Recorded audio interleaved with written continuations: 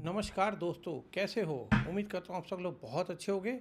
आज ये podcast series का मेरा पहला एपिसोड है और उम्मीद करता हूँ आप सब लोगों को बहुत पसंद आएगा, क्योंकि इसके अंदर जो लोकसभा चुनाव 2024 अभी ताज़ा ताज़ा हुआ है और रिजल्ट कल ही आए हैं। कल 4 तारीख थी, 4 जून थी, आज 5 जून है। 5 जून को मैं ये पॉडकास्ट का पहला भाग स्टार्ट कर रहा हूँ और वो भी सबसे पहले देश का सबसे बड़ा सूबा उत्तर प्रदेश। उत्तर प्रदेश के अंदर हमारे प्रधानमंत्री नरेंद्र मोदी जी ने जो विज़न रखा था, उस विज़न की वजह के अंदर कहाँ कमी आई है और आपको क्या लगता है और ग्राउंड की रियलिटी क्या है, किस वजह से ये सीटें इतनी कम आई है। इसके कुछ तथ्य ग्राउंड से लिए, कुछ जानकारों से, कुछ इधर उधर से इकट्ठे करके तथ्य को मैं आपके सामने रखने की कोशिश कर रहा हूँ और कहीं कोई त्रुटि हो तो उसके लिए क्षमा करना। और चलिए अब हम अपने इस विषय को आगे बढ़ाने की पूरी कोशिश करते हैं। तो दोस्तों, मैं एक बात ज़रूर कहूँगा कि हम डेली 5 लोकसभा सीटों के ऊपर हम बात करेंगे। उससे रिलेटेड जो भी मुझे लगता है या ग्राउंड से लगता है, जो रीज़न हुए, उन रीज़न को आपके सामने रखने की पूरी कोशिश करूँगा। चलिए अब टाइम बर्बाद ना करते हुए हम आगे बढ़ते हैं। दोस्तों, सबसे पहले हमें देखना होगा कि समाजवादी पार्टी ने और यूपी के अंदर कितनी सीटें थी और किस किस में कितना कितना बंटवारा हुआ है। दोस्तों, आप ये स्क्रीन पे देख ही रहे हैं कि समाजवादी पार्टी को 37 सीटें मिली है और पिछली बार समाजवादी पार्टी कितनी जीती थी? 2019 में समाजवादी पार्टी को 5 सीटें मिली थी। 5 सीटें तब मिली थी, अब मिली हैं 37, यानी कि 32 सीटों का सीधा सा गेन है। 32 सीटों में किस किस को लॉस हुआ उसको आगे देखते हैं। पहले बीजेपी अब की बार 63 सीटों पे जीती है। बीजेपी अब की बार जो 63 सीटों पे जीती है, 33 सीटों पे जीती है, उन 33 सीटों के अलावा बीजेपी लास्ट टाइम मतलब 2019 में बीजेपी ने 62 सीटों पे जीत हासिल करी थी। उन 62 सीटों में से बीजेपी को कितना लॉस हुआ उसको विश्लेषण करेंगे। कांग्रेस को 2019 के अंदर मात्र 1 सीट मिली थी लोकसभा की, वो भी रायबरेली की श्रीमती सोनिया गांधी जी की। अब 6 सीटें कांग्रेस जीती है। आरएलडी जैन चौधरी की पार्टी भी पिछली बार बहुत बुरी तरह हारी थी। तब उनके पूजनीय पिताजी अजीत सिंह जी मौजूद थे और वो उन सीटों पे भी उन्होंने काफ़ी सारे कैंडिडेट खड़े किए थे आरएलडी की तरफ से। तब बीजेपी के साथ इनका किसी तरह का कोई अलायंस नहीं था। और भी एक दो छोटे मोटे दल है और मेन है बसपा, बहुजन समाज पार्टी। दोस्तों, बहुजन समाज पार्टी की बहन मायावती का नाम अपने आप पे एक बड़ा नाम है और वो कभी भी किसी कंट्रोवर्सी में कभी नहीं आई, ना ही कंट्रोवर्सी वाले काम करे उन्होंने, ना ही कंट्रोवर्सी में कभी आने की कोई भी आगे काम किए। वो सीधे रास्ते से काम करती है, सीधे रास्ते से अपनी राजनीति में करते हैं। चलिए अब हम आते हैं सबसे पहले समाजवादी पार्टी 37 सीटें जो जीती है, उसके अंदर सबसे पहली सीट आती है दोस्तों कैराना सीट। कैराना का आप लोगों ने सुना ही होगा, पीछे मीडिया में काफ़ी नाम चर्चा में आया था जब वहाँ से आम जनता का, कुछ लोगों का पलायन हुआ था और उसके ऊपर सीएम योगी जी ने एक्शन लेते हुए उनका पलायन रुकवाया और उन सबको वापस लाने की कोशिश करी। उनमें सबसे पहली कैराना जो सीट है, उस कैराना सीट का 2019 का आपको क्या लगता है कि कौन होगा सबसे पहला? 2019 में कौन जीता था और कौन हारा था? मैं आपको थोड़ा सा याद दिलाने की पूरी कोशिश करता हूँ। सबसे पहला नाम आता है कैराना के अंदर 2019 का प्रदीप कुमार। प्रदीप कुमार ये भाजपा के कैंडिडेट थे जो कैराना से जीते थे, जिनको 92,160 वोटों से के डिफरेंस से वो जीते थे कैराना सीट को। और वहाँ पे सपा के जो उम्मीदवार थे वो तबस्सुम हसन थी। तबस्सुम हसन सपा की एक पुराने और दिग्गज उम्मीदवार है और उनकी ग्राउंड पे बहुत अच्छी पकड़ है। उसके बावजूद भी 2019 की मोदी लहर के अंदर प्रदीप कुमार वहाँ से जीत गए थे। अब हम आते हैं कैराना के अंदर आज का सिनेरियो क्या कहता है। कैराना के अंदर आप ये स्क्रीन पे देख रहे होंगे दोस्तों, इसके अंदर जो इकरा चौधरी ये समाजवादी पार्टी की प्रत्याशी है। इन्होंने 5,28,013 वोट हासिल करे और इनके जो प्रतिद्वंदी थे भारतीय जनता पार्टी के प्रदीप कुमार जो 2019 के जीते हुए प्रत्याशी थे, वो 4,58,897 वोट उनको मिले और इन दोनों का डिफरेंस जो बना वो 69,116 वोटों से इकरा चौधरी विजयी हो गई। दोस्तों, इनका जीतने का कारण क्या रहा? जो वहाँ की जनता या जो वहाँ के कुछ जानकारों ने, कुछ पत्रकारों से जानकारी मिली कि उसमें समस्या कहाँ आई। समस्या ये आई कि जो वहाँ की करंट मौजूदा सांसद थे उन्होंने ग्राउंड पे अपना कनेक्ट अच्छे लेवल पे नहीं बनाया और कनेक्ट ना बनाना पहला रीज़न। दूसरा रीज़न ये हुआ कि उन्होंने वहाँ पे जो इनकी इंडिया गठबंधन का अलायंस हुआ अब की बार, उस अलायंस के अंदर कांग्रेस और समाजवादी पार्टी के जो वोट शेयर हैं वो आपस में एक दूसरे को ट्रांसफ़र होना। और तीसरा सबसे बड़ा रीज़न वो ये हुआ कि बसपा का जो कोर वोटर था दोस्तों, वो मायावती जी को छोड़ के इंडिया गठबंधन यानी कि अखिलेश यादव जी के पास चला गया। और यही वजह है कि कांग्रेस और सपा का अपना अपना वोटर तो आ ही गया एक दूसरे का, साथ में उन्होंने बसपा के वोटर को भी अपनी तरफ ले लिया। उनको भरोसा दिलाने में कहीं ना कहीं वो कामयाब हो गए कि अगर वो अब की बार वोट नहीं देते हैं तो संविधान खतरे में होगा। तो कुछ इस टाइप के नैरेटिव जो बने, उन नैरेटिव्स या अपनी बात को समझाने में अखिलेश यादव जी कामयाब रहे जनता को। और जहाँ जहाँ अखिलेश यादव जी और राहुल गांधी जी, जहाँ इन दोनों की जोड़ी गई, वहाँ इन्होंने कमाल का रिजल्ट दे दिया। इसमें कोई दोहराई नहीं है दोस्तों कि अब की बार के लोकसभा चुनाव में ऐसा हुआ है जो आज तक उम्मीद से बाहर था।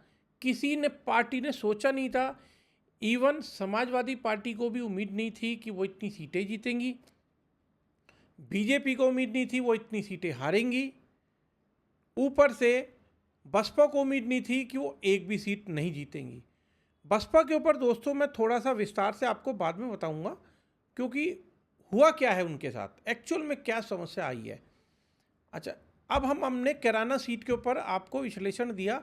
तीसरे नंबर पे आप देखिए दोस्तों, बहुजन समाज पार्टी 76,200 वोटों से है। मतलब गैप देखिए कि कितना बड़ा गैप है, ये एक ह्यूज गैप है। 5 लाख और 76,000, मोटा मोटी मान के चलें तो 15% वोट मिला इनको। तो 15% वोट बहुत ही कम हो गया वोट। इसके लिए इनको आत्ममंथन करना बहुत ज़रूरी है।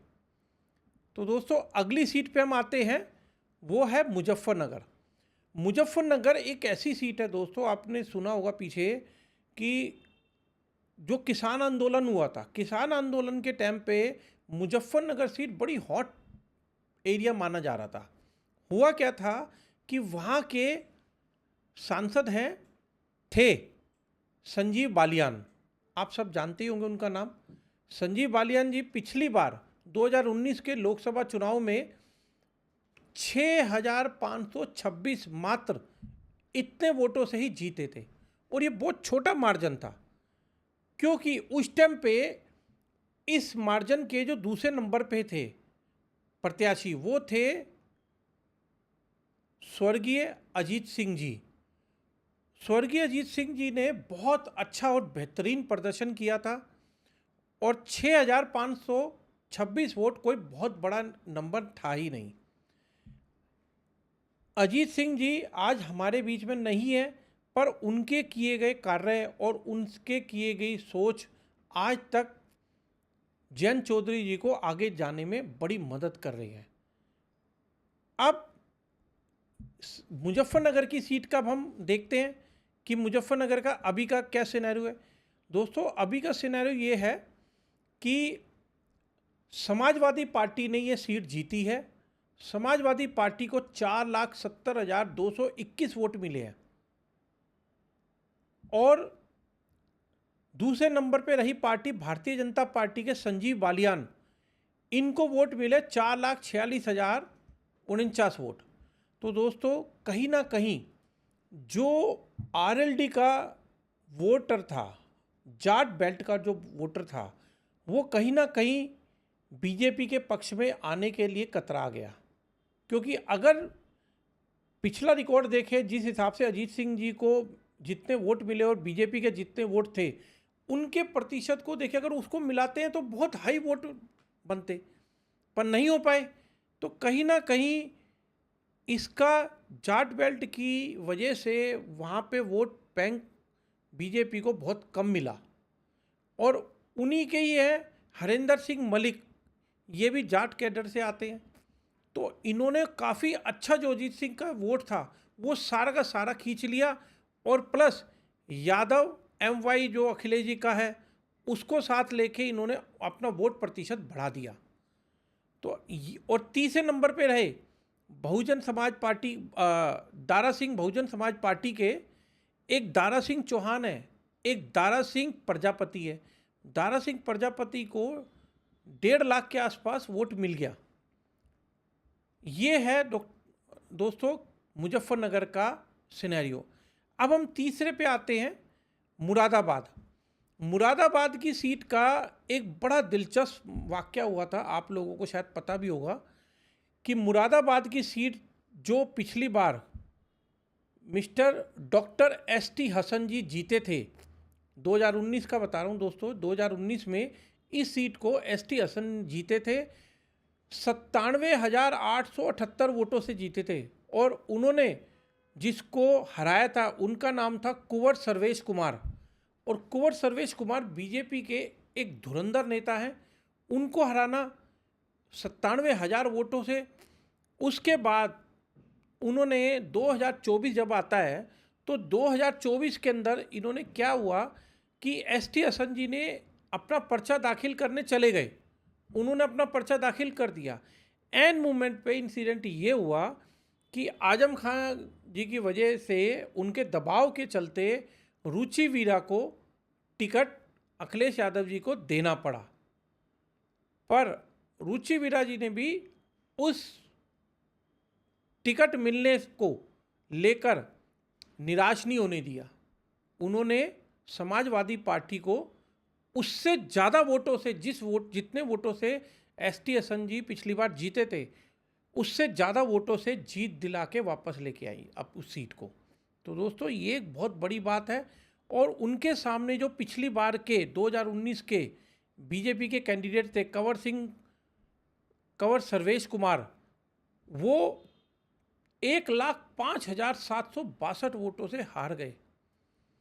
और बहुजन समाज पार्टी के मोहम्मद इरफान वो तीसरे नंबर पे रहे 92,313 वोटों से। दोस्तों, अब आप ये देखिए, मोटा मोटी हम ये समझते हैं कि ये मुरादाबाद सीट जो है ये समाजवादी पार्टी ने अपने कब्जे में पूरी तरह से ले रखी है। इनको इससे मतलब इस सीट को कोई नहीं ले सकता, इन्होंने प्रूव कर दिया, कैंडिडेट चाहे कोई भी आए। अब आ जाते हैं हम चौथी सीट पे, रामपुर की सीट। दोस्तों, रामपुर की सीट आपको पता होगा एक बहुत ही मशहूर और धुरंधर और दिग्गज नेता की है। रामपुर के नाम से आप समझ गए होंगे, ये वो इंसान है जिसने पूरी यूपी को हिला दिया था एक टाइम पे। और मतलब अगर इनकी गाय भी चोरी होती थी तो यूपी पुलिस के लोग इनकी गाय भी ढूंढ के ले आते थे।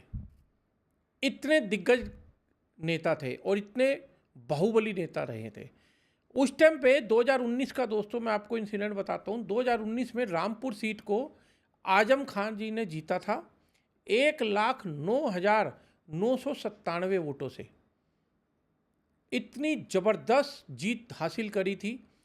उसके बाद उन्होंने जिसको हराया वो बॉलीवुड स्टार जयप्रदा थी। जयप्रदा जी को इन्होंने हराया और आजम खान जी ने इसको जीत लिया। अब हुआ क्या सिनेरियो हुआ, ये आजम खान जी के बेटे अब्दुल्ला आजम और उनकी वाइफ, इन तीनों को केस के अंदर 7-7 साल की सज़ा सुना दी गई। उस सज़ा के हिसाब से इनको जेल जाना पड़ा। तो as per MP MLA court के ऑर्डर के अनुसार इनको अपनी सीट छोड़नी पड़ी।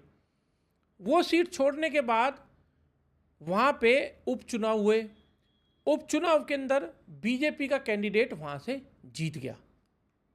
तो ये सीट उपचुनाव के बाद बीजेपी को मिल गई थी। पर 2024 के चुनाव में, लोकसभा के में हुआ ये कि अब टिकट किसको दी।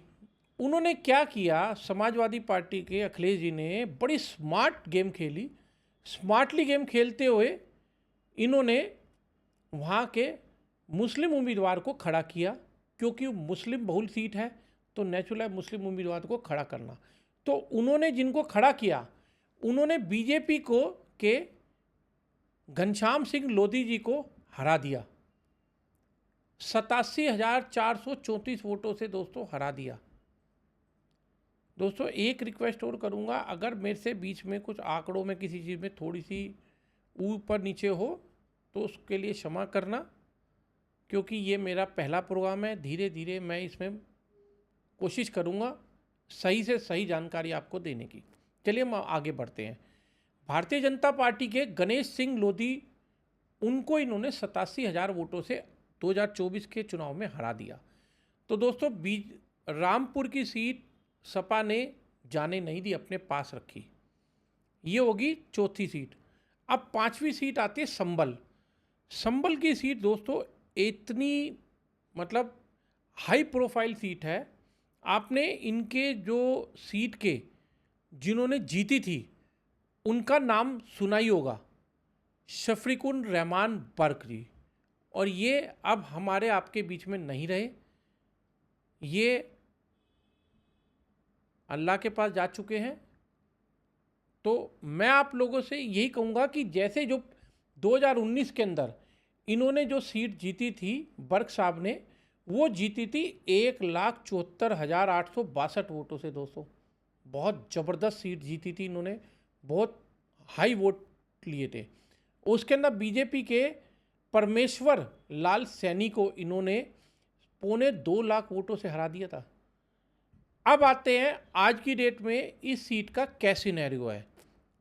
रामपुर के बाद संभल का।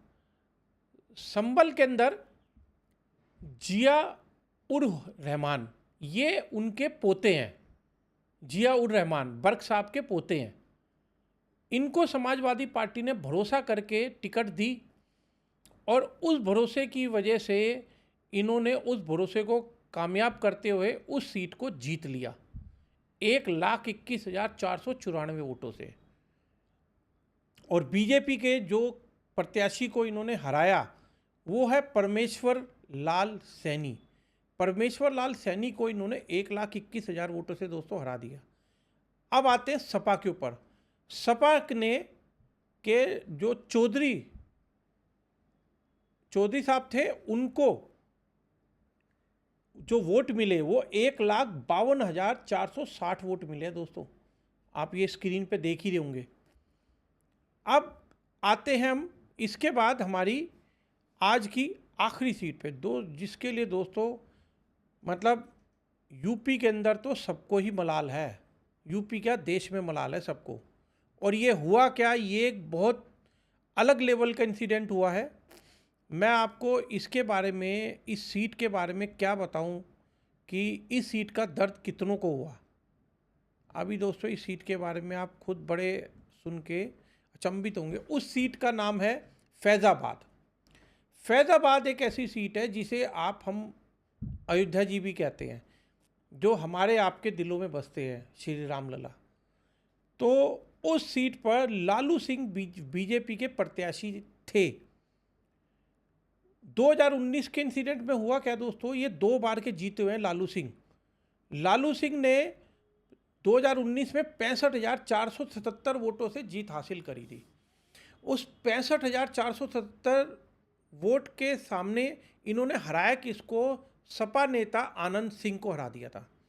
अब आनंद सिंह तो हार गए, पर उसके बाद इनका फर्ज बनता था कि अगर जनता ने आपको दूसरा मैंडेट दिया है, दूसरी बार मैंडेट दिया है, तो उनकी सेवा करना, उनके लिए काम करना।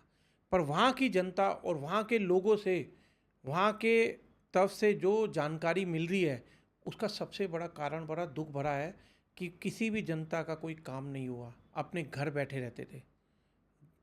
दोस्तों, क्या घर बैठ के जनता की सेवा हो सकती है? नहीं हो सकती। और इस सीट का दर्द पूरे देश को है कि अयोध्या की सीट बीजेपी हारी है, जो हारना कभी नहीं चाहिए था। और आज की डेट में क्या सिनेरियो है उसका मैं आपको दिखाता हूं।